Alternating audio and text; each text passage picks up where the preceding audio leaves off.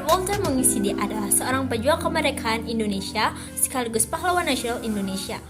Robert dilahirkan di Malalayang yang sekarang bagian dari Manado, anak keempat dari Petrus Mongisidi dan Nina Suawa pada tanggal 14 Februari 1925. Panggilan akrab Robert Walter Mongisidi semasa kecil adalah Bote.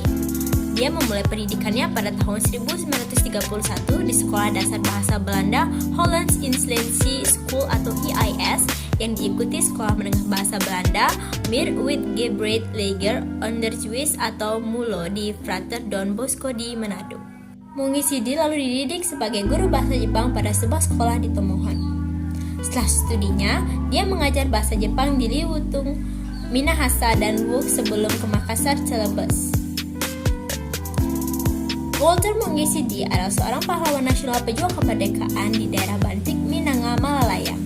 Mongisidi tumbuh dalam budaya Bantik yang begitu kental dengan adat yang paling mendasar yaitu Hingliridang, Hintalunang, dan Hintakina.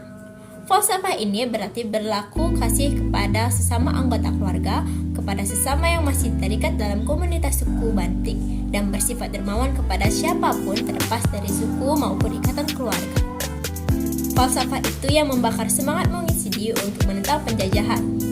Dengan keberanian dan kepintaran yang dimiliki Mongisidi, beliau dipercaya untuk memimpin pertempuran melawan Belanda yang menjadi sosok yang disegani. Dalam suatu konferensi di tahun 1946, dibentuklah LAPRIS atau Laskar Pemberontak Rakyat Indonesia Sulawesi, dengan Sekjen Walter Mongisidi sebagai ketuanya.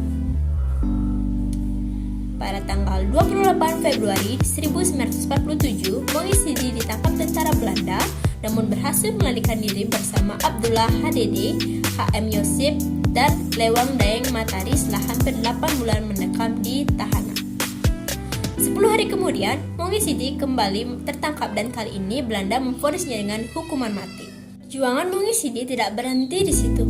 Tak lagi mampu berjuang secara fisik dalam pertempuran, Mongisidi menyuarakan semangat perjuangan melalui tulisan-tulisannya. Berikut ini beberapa tulisannya yang menginspirasi bahkan hingga saat ini. Yang pertama, jangan berhenti mengumpulkan pengetahuan agar kepercayaan pada diri sendiri tetap ada dan juga dengan kepercayaan teguh pada Tuhan, janganlah tinggalkan kasih Tuhan mengatasi segala-galanya.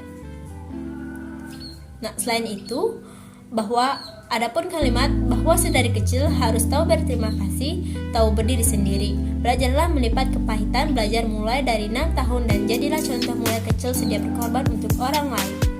Lalu, berkorban untuk tanah air mendekati pengenalan kepada Tuhan yang Maha Esa. Dalam Alkitab yang dipegangnya saat hukuman mati, terdapat tulisan setia hingga akhir di dalam keyakinan. Mongisidi meninggal dengan berani di hadapan regu tembak pada hari eksekusi tanggal 5 September 1949. Dan begitulah biografi dari Robert Walter Mongisidi. Sekian, terima kasih.